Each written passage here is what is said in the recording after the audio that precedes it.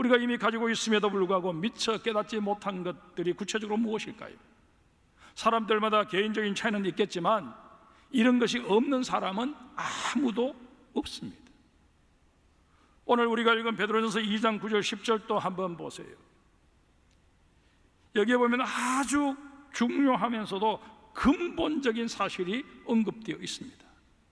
우리 베드로전서 2장 9절 10절을 다시 한번 같이 읽겠습니다. 같이 읽습니다.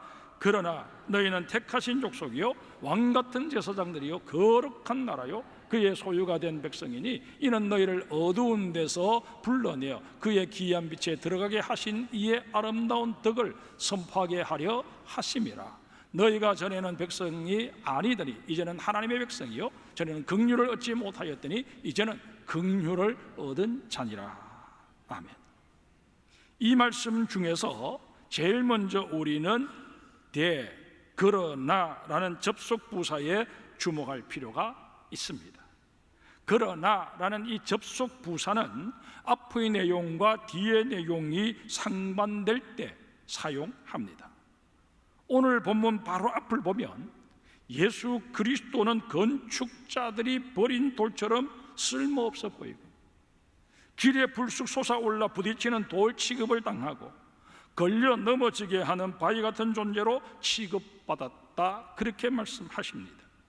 이런 까닭에 예수님을 따르는 기독교인들 역시 세상 사람들 눈에는 백해무익한 존재로 마땅히 사회 구성원에서 제거되어야 할 대상으로 여겨지는 게 당연한 기결이었다는 것입니다.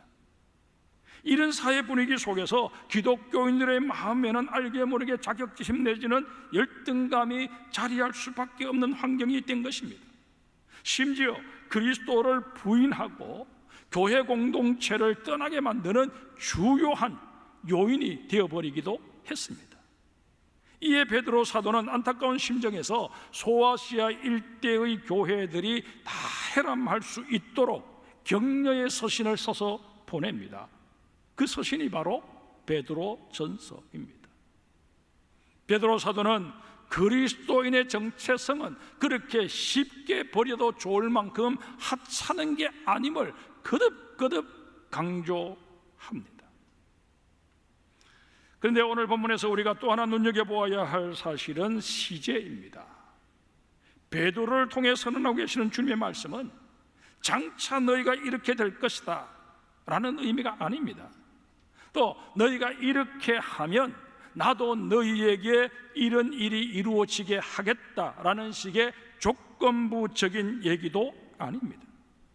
주님께서는 이미 우리가 그런 존재라고, 이미 우리는 그런 존재가 되었다고 선언하여 주십니다.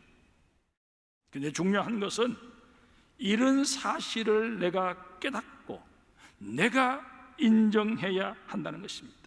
하나님께서 아무리 우리를 향해 너희는 택하신 족속이다, 너희는 왕같은 제사장이다, 거룩한 나라다, 나의 소유된 백성이다, 그렇게 말씀하여 주시고 선포해 주셔도 정작 당사자인 내가 그것을 인정하지 못하고 믿지 않으면 아무런 의미가 없는 것 아니겠습니까? 그렇다면 봅시다. 우리가 주님의 이런 선언을 인정하지도 받아들이지도 못하는 이유가 무엇일까요? 스스로 자신을 돌아볼 때 자신의 모습 속에서 이런 면면을 발견하지 못하기 때문입니다. 이런 의구심을 떨쳐버리기 위해서라도 우리는 주님께서 베드로 사도를 통해서 선언해 주신 그리스도인의 이 네 가지 정체성에 관해 제대로 된 지식을 가져야 합니다.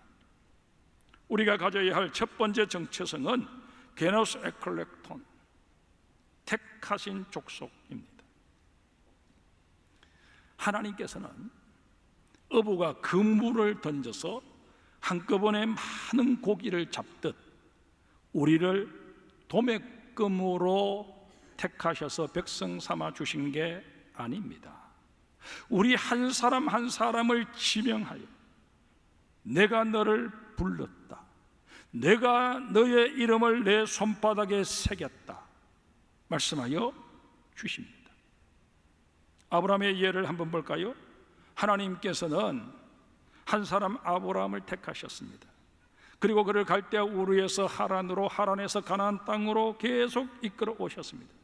끊임없이 아브라함의 삶에 개입하시고 간섭하여 주시다가 마침내 그의 이름까지 아브라함, 열국의 아비로 바꾸어 주십니다. 그 손자 야곱 때에 이르러서는 장차 이스라엘 민족의 12지파를 형성할 12명의 아들이 태어나게 하십니다. 이 12명의 아들에 의해 이루어진 12지파가 결속된 이 이스라엘 민족, 하나님께서는 이들을 향해 너희는 선민이다, 너희가 나의 구원 계획을 세계 만방에 선포해라, 그렇게 말씀해 주지 않으십니까? 한 사람 아브라함으로부터 시작된 이 하나님의 구원의 역사가 한 민족에게 영향력을 끼치게 된 것입니다. 근데 여러분, 하나님께서는 아브라함과 그 후손 이스라엘만 택하신 게 분명 아니시잖아요. 그리스도인 된 여러분과 저를 다 택해 주시지 않았습니까? 하나님의 택하심을 믿고 우리의 시선을 하나님께 고정하며 살고 있는 이상 우리에게는 소망이 있다, 믿으시기를 바랍니다. 아무리 여러분의 삶이 곤두박질 치고 내 인생이 막장에 이르렀다고 할지라도 내가 하나님 바라보는 것을 포기하지 않는 이상 내 인생에는 소망이 있습니다. 두 번째는 바실레온 히에라투마, 왕같은 제사장의 정체성을 가져야 합니다. 주님께서는 우리에게 제사장 신분을 주시되 왕같은 제사장으로 삼아 주십니다. 왕은 다스리는 존재입니다.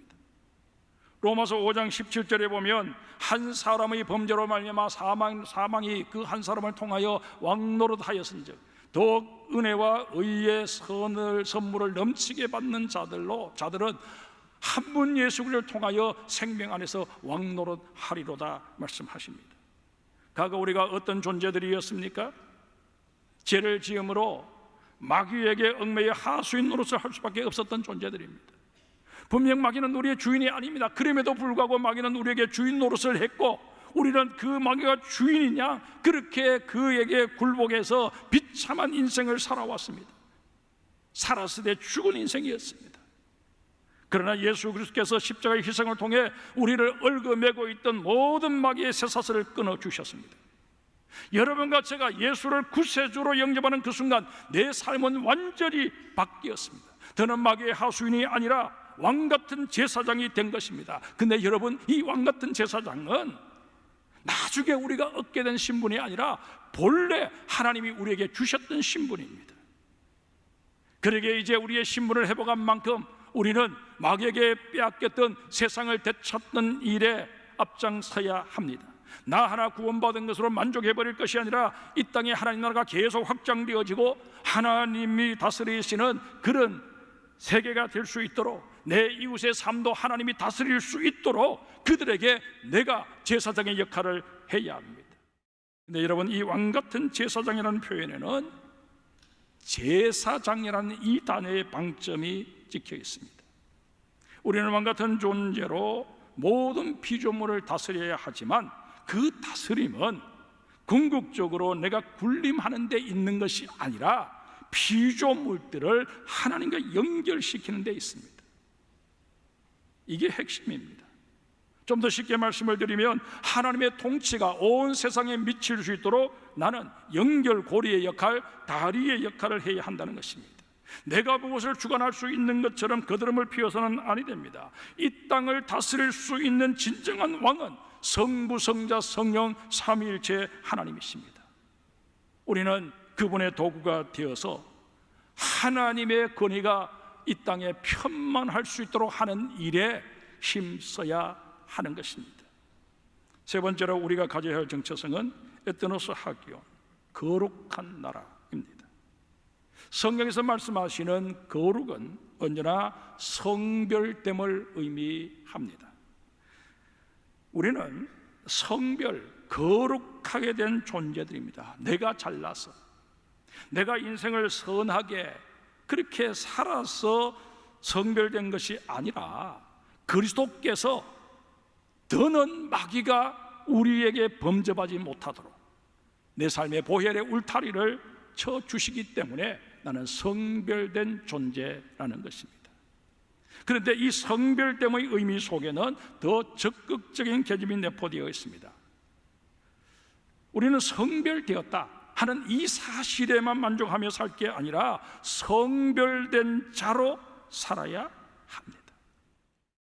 사랑하는 성도 여러분, 때로는 아버지처럼, 때로는 어머니처럼, 때로는 친구처럼, 때로는 연인처럼 우리에게 다가와 주시는 성부, 성자, 성령 삼위일체 하나님을 기뻐하며 그분을 기쁘시게 하는 일이라면 나의 모든 힘을 거기에 쏟겠습니다. 그렇게 고백할 수 있는 우리 장성의 모든 성도들이 되시기를 다시 한번 주의 이름으로 축복합니다. 네 번째로 우리는 라오스 에이스 파라포이의 신, 소유된 백성이라는 정체성을 가져야 합니다.